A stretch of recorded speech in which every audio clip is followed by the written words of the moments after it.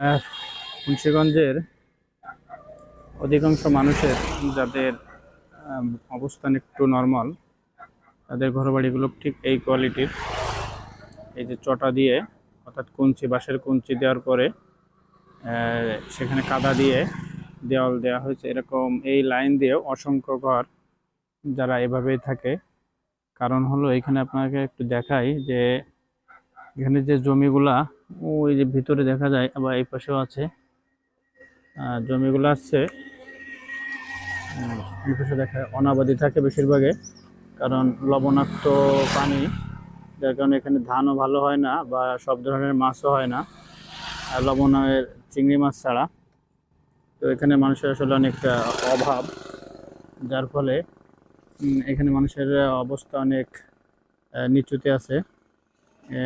মুন্সিগঞ্জ সাতক্ষীরার মধ্যে সব থেকে মুন্সিগঞ্জ